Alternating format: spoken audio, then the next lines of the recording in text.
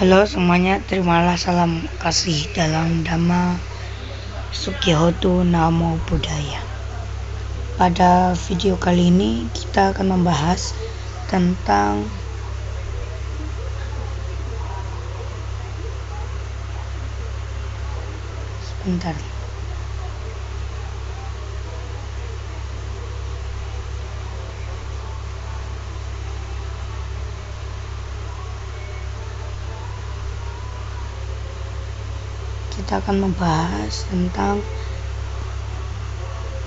fakta dari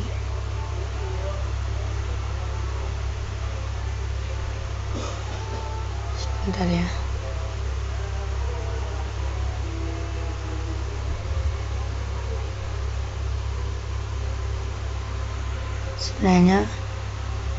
fakta unik tentang Imlek. Nah, ya, sebelum kita masuk ke situ sebenarnya kita harus tahu dulu sebenarnya sebelum itu apa itu Imlek. Ya, jadi Imlek di sini dalam tanda kutip adalah hari raya agama Buddha dan Konghucu, atau terlebih kepada keturunan etnis Tionghoa. Namun dalam konteks ilmu agama Konghucu, Imlek ini sebenarnya bukan hanya tahun barunya saja, tetapi sebelum itu terutama dalam aliran Tridharma, yaitu Buddha, Taoisme, dan Konfusius. Nah, sebelum Imlek juga ada ritual seperti 4 hari sebelum Imlek adalah Dewa Dapur atau Cokukong naik. 4 hari setelah Imlek adalah Dewa Dapur atau para leluhur para Sindeng, Dewa Dewi lah, itu turun. Setelah itu 9 hari setelah Imlek atau 8 hari setelah Imlek adalah sembahyang Dewa Langit atau Tien. Nah, setelah itu 15 hari setelah Imlek baru perayaan Cap Gomeh. Nah, seperti itu.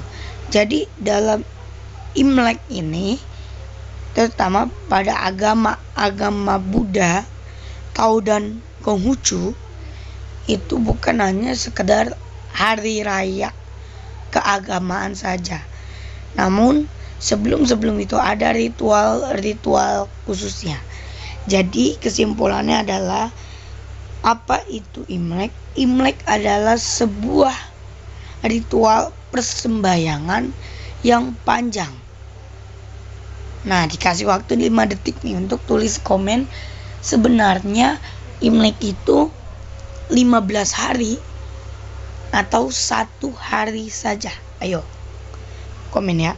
5, 4, 3, 2, 1. Nah, Imlek di sini adalah bukan 1 hari, bukan, namun 15 hari.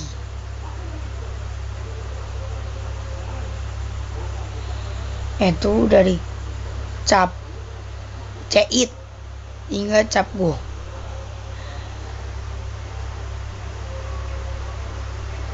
Ceit hingga Cap Go. Nah, Ceit di sini adalah pemberitahuan kalau dalam agama Buddha, Tao, dan Konghucu, Ceit ini sama dengan Imlek. Ceit ini sama dengan Imlek. Nah, Cap Go sama dengan Cap Gomeh. Berarti kalau misalnya kita mau sembahyang Ceit, nah, pada tanggal berapa Ceitnya?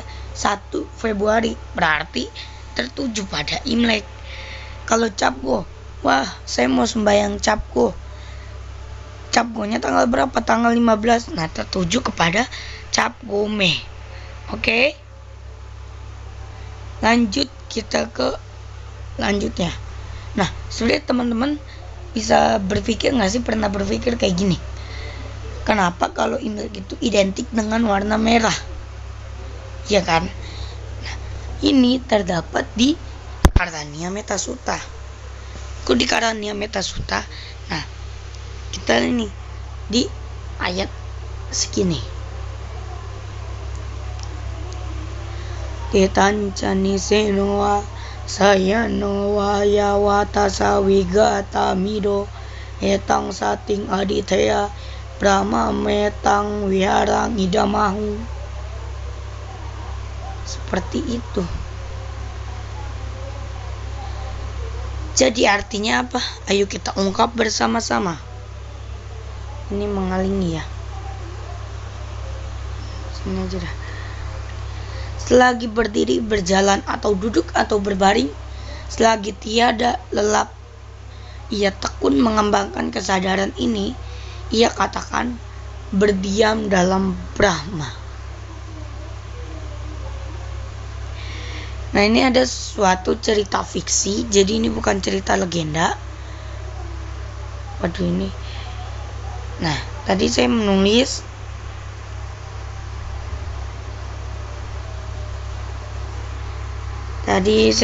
ini nih, kaisar di dinasti Hong.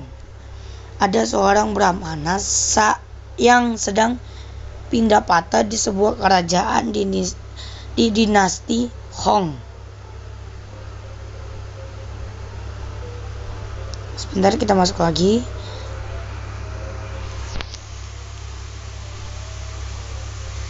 Di dinasti Hong yang sedang pindah patah, tiba-tiba ada gelandangan mencuri sedekahan. Curi sedekahan dari brahmana tersebut. Brahmana ikhlas dan merelakan sehingga terucaplah, aku ikhlas, aku rela. Tetapi kelak ia akan mendapatkan karma.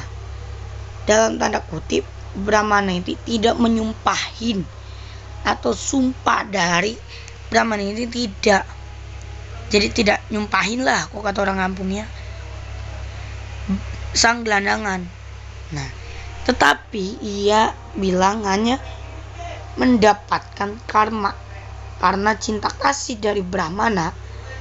Tien mengazab sang gelandangan menjadi darah.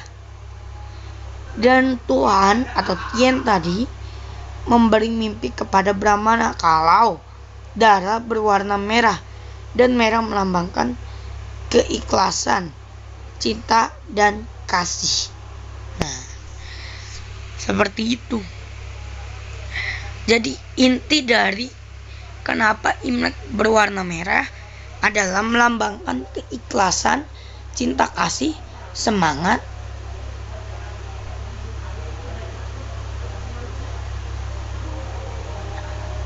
dan kebahagiaan. Seperti itu. Juga hoki. Nah, hoki yang dimaksud di sini adalah keberuntungan, kebahagiaan, serta rezeki. Itu mencangkup menjadi hoki. Nah, berapa menit? Nah, kita langsung saja. Kita juga pernah berpikir kenapa di setiap Imlek atau Cap Gomeh itu selalu ada barongsai dan liyong. Ini mungkin sudah mendunia ya. Terdapat di cerita Nien Silai. Ini judul silainya saya bikin ya. Sebenarnya ini judulnya adalah Nien apa tuh? Pokoknya itulah. Ayo kita lihat ceritanya. Nah, ini tadi juga nggak kelihatan juga ya. Ini saya ceritanya adalah suasana yang desa. Nah, desa ini adalah warganya yang sangat belia. Nah, pada waktu itu, pada malam Cait, ada suatu biku yang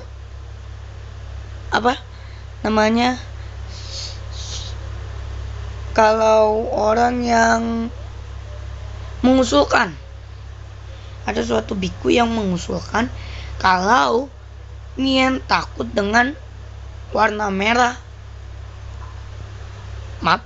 warna merah, berisik, dan ramai. Maaf. Pada saat malam Ceit Imlek, seorang anak memancing Nien keluar. Dan saat Nien itu keluar, warga langsung membuat suasana yang berisik. Setelah pingsan, biku tersebut membalikkan mata Nien. Nah, Nien ini membalikkan mata seperti ini. Dia melihat daging. Setelah dibalik matanya, daging yang ia lihat menjadi sayur. Sebaliknya, jika ia melihat sayur adalah daging. Makanya kita lihat di setiap atraksi barongsai di tonggak itu selalu ada sayur. Nah, lelihatan dia itu adalah daging. Saat itulah barongsai ini atau Nien ini tidak memakan daging lagi karena ia lihat sayur seperti itu. Oke, mungkin segitu saja video dari saya. Mungkin untuk video kedepannya kita akan lanjut ke pendidikan gitu ya. Tapi kayaknya nanti bakal ada mengungkap 12 sio. Ya, jadi mungkin untuk segitu saja untuk video kali ini. Terima kasih karena sudah yang menonton. Sisi kamsia. Wabillahi taufiq walhidayah. Wassalamualaikum warahmatullahi wabarakatuh. Om Santi Santi Om. Namo Buddhaya Wintetok Tian. Terima kasih.